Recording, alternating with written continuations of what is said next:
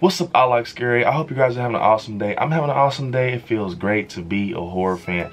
So you guys, today we're going to talk about the Halloween Ends novelization by Paul Brad Logan. Yes, I told you guys I was going to get it. We're going to break some of this stuff down in here because a lot of this reveals a lot of things that weren't in the movie, and it answers a lot of questions that we had, and it just goes into depth and detail and telling us about a lot of situations, and it has some freaking, you know, situations and scenes in this book that should have been in the movie, personally, I feel, especially the one that I just read in chapter 1, and it just kind of gives us answers to the questions we had leaving the theaters. And I love this book so far, so if you haven't got it, definitely check it out. So and if you haven't, definitely smash the like button. I mean, I know you guys are about to enjoy this. A lot of you guys said that you wanted me to do this, so we're about to do it. So chapter 1, you know, we're going to go off of, you know, what they're saying about what happened after the situation with Michael killing Judy Greer, and him just going, you know, away, and how did he get it out of the situation, and he escaped and stuff like that. So we start off with the first opening sentence after the massacre. That's the title of it. It basically just says Allison felt relief knowing he had been killed, and even though the pain and horror of losing her father and her friends would not completely set in until much later, Allison took, you know, in the fact that it was over finally. Allison's eyes moved across the yard as more gathered. Then she heard a voice announce from the distance that Michael killed them all. They're all dead. When Allison's eyes moved back up the stairs, her mother had vanished from the view forever. So it's saying that basically, you know, earlier in the book that Allison seen Judy Greer in the window, and you know, she's outside with the paramedics and everything, but then as she's hearing people say that Michael killed the people across the street, the mob, that she's no longer in the window and Michael killed her. And it also says, you know, Allison had a feeling that something had gone horribly wrong, but didn't know for sure until the officer ran out of the Myers home, yelled back up. He just found another body upstairs. The medics had closed the ambulance, the doors were sealed.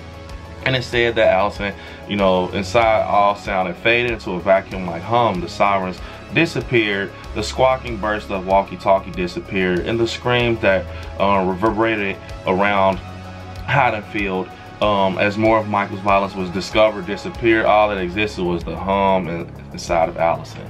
So basically, it's saying that, you know, Allison is broken and she's like stuck in like this trance, like she's, you know, she's just in shock. She's in, you know, in disbelief. She can't believe everything that's going on, and that kind of explains that scene where Lonnie's, you know, she's in. This is before Karen died. This is when, you know, she just had her dad die and everything, and no, even Cameron didn't die, but she's in the back seat and she's just like daydreaming. And I've been getting a lot of those vibes from Allison through these movies since the murders and stuff happened, especially in Ends. Cause I'm like, man, it's like she's not showing emotion, but it's like she's that broken. You know, Allison's that broken. She can't, you know, push forward with everything she's went through, and she's just stuck. And I think that's why, you know, she kind of went over to Corey. She saw a lot of herself in Corey. You know, a lot of people are like, man, why the hell are they doing this? And it's because they're the same. If you think about it, Corey's been accused of killing someone he's babysitting. Everyone hates him. It's not literally like the same situation, but they're going through the same stuff emotionally. Like, they feel like, you know, they're just broken. And that's why I think two broken people come together to try to heal. And that was what the situation was in Ends. And that's why they understood each other, because, okay, Laurie Strode was broken, but Allison, you know, had a partner that was understanding her. That's why they were saying, he was telling each other they were gonna burn it down, and they were just out, you know, driving on a dirt bike and just feeling each other and just saying like, yeah, man, we're in it together, basically. And that's why when her and Laurie had that argument, she was like, I'm not to let Haddonfield, you know, kill the person that only understands me or something like that. So this book definitely has opened my eyes with a lot of situations, but yeah, it's definitely just kind of making things more understandable, especially for Allison. I love Annie Matichik, man. She did a great job.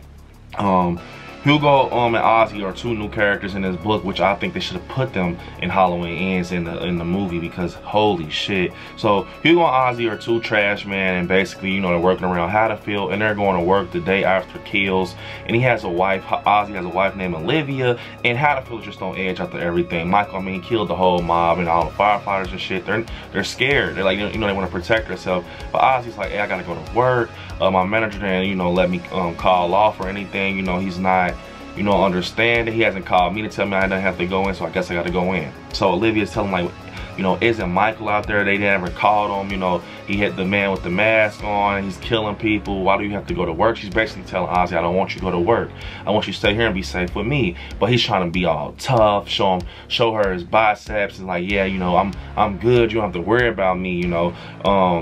But it's all an act. You know how it is. It's all an act. And basically, they're just trying to like get past this this little issue between him and his wife. They're like, you know, I'll just go to work, and she's kind of nervous.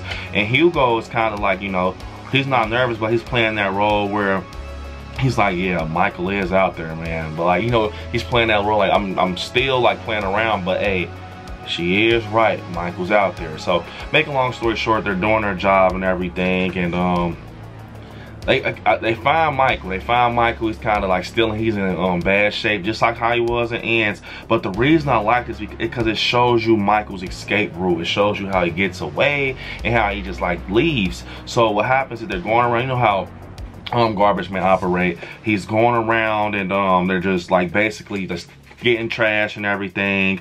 And Ozzy, they see like a shadow-like thing. I don't want to tell you too much because you have to read the book yourself, so I'm kind of like it's not spoiling it, but you know what I'm saying. It's a book, but they see something outside or whatever that kind of creeps them out, like a shadow-like thing that kind of alerts them. And I think, yeah, Hugo goes out there. You know, he goes there, I'll check it out. And when he goes out there, you know, basically to read this passage, Hugo shuddered as he jumped. Michael Myers is out there. What are you talking about? Ozzy said, is his neck, as he craned his neck around Hugo, I'm telling you, he's lying against the fence. Let's get the hell out of here. Ozzy smirked and climbed out. Ozzy, what the hell are you doing? I'm going to see for myself.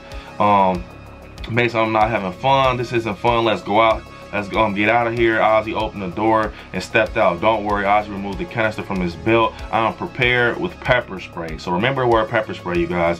What is your problem, you fool? Hugo screamed. Ozzy came around the truck and approached the fence. Hugo banged against the window. Don't be an idiot. And basically what happened is he's like, you know, he's trying to like tell him, and he's seeing Michael, and I guess he's not believing him. So yeah, basically Ozzy's going out to look with the pepper spray. Like he said, he has the pepper spray in his hand. He goes to look out to check out what's going on. Hugo is almost like, hey man, you know, he's like, hey, chill out. You know, he has that vibe. So I'm like, hey, chill out, man. I'm telling you, I seen something or I heard something. And he goes out, basically, I'm gonna read this. It says, there he found Ozzy's body crammed into the rear loader with his stomach sliced open and his guts spilling out everywhere. Ozzy's can of pepper spray had been brutally jammed inside his throat, crushing his trachea and dislocating his jaw. Ozzy's eyes were blood red. Suggestion this pepper spray had been at its least effective. Oh God. Hugo cried out and took off. Basically what happened was Michael had got Ozzy and he was looking around trying to check out what was going on, jammed his body in a back loader of the garbage truck, and it's like a brutal scene where his guts and everything is out. And yeah, so Michael was out there. He was still killing injured like he was in Ends, you know. But imagine having that scene in this movie, you know, Michael killing, you know, Ozzy, and he's bleeding out and everything, and then Hugo finds him. Man, that would have been a crazy opening. I love the opening with Jeremy, I do, but imagine if they kind of would have stuffed that in there and we got like a brutal kill, because guess what that means? More screen time for Michael, more screen time, another kill for Michael. And I can just see Michael doing that, just lifting him up. You kind of hear that wood chipper noise, like that would have been so crazy. But so Hugo screamed and jabbed the picker into Michael's neck. Michael crashed against the chain link fence. Hugo jumped over him and raced over the door. Hugo hurried into the cab, but before he could put the truck in gear, the trash picker smashed through the window and pierced Hugo's temple. And Hugo's head slumped towards Michael as the blood streamed out. His eyes flickered and his brain shut down. A shape before him watched blankly through the black eyes. Michael removed Hugo from the truck and arranged him alongside of his friend, basically like Little John and Big John from what I'm getting. And he pulled the lever and engaged the hydraulics, which lifted the bodies into the compactor. So he put them in the back load of the truck and smashed them like garbage, you guys. And he's saying basically that you know, Hugo's car cases were crushed in the belly of the machine. Michael climbed into the truck and drove past the unsuspecting police cars. He vanished into the early Haddonfield morning. fuck, man. That is crazy to think about that Michael, you know, actually killed both Hugo and Ozzy. I wish I would have seen that in theaters. Like, that is so perfect. It's so brutal from just reading it. And yeah, and he just puts them in the compactor of the garbage truck and kills them. Then he just pulls off and drives past the police cars, not knowing who it is, probably thinking it's just garbage man, and the sirens going off, and he drives into the Haddonfield morning. And that's, you know, that can be when he just parks it and goes into the sewers. Wow, man, that is crazy. I wish we would have had that. Comment down below if you guys would enjoy that, if you guys would enjoy basically, you know, Michael just killing Hugo and Ozzy on the screen. That would have just been fucking crazy in my opinion. So, and basically the book, in my opinion, we're going to break down some more. That's just like, you know, the chapter 1 of it.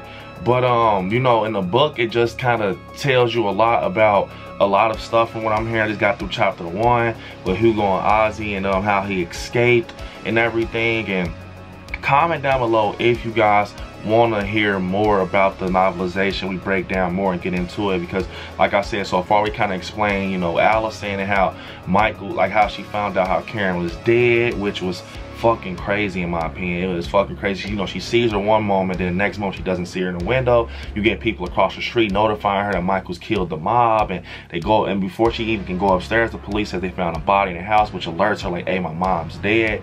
And then we get Hugo and Ozzy, man, which I would have loved to see on the big screen. And their deaths, the pepper spray can death sounds fucking crazy with the eyes bloodshot red, and him just putting them both in the compactor and just driving off to start the beginning of Halloween ends into the Haddonfield morning. So comment down below if you guys want to see more of me talking about this novel with Halloween Ends by Paul Brad Logan. I'm excited. I'm going to read more so we can do some more breaking down. But yeah, you guys, unfortunately it's the end of the video. Don't forget to hit me on my social medias at AlexScary on Instagram, AlexScary77 on TikTok, and Brandon on Facebook, and AlexScary on Twitter. And don't forget, you guys, become a member of the Patreon, get exclusive content and benefits of the channel. And yeah, you guys, right there where it says subscribe, next to it, click join and become a member of the channel. And don't forget, you can check out the official AlexScary merch store. And yeah, you all, I love you all. Watch some horror movies. Stay scary out there. Peace.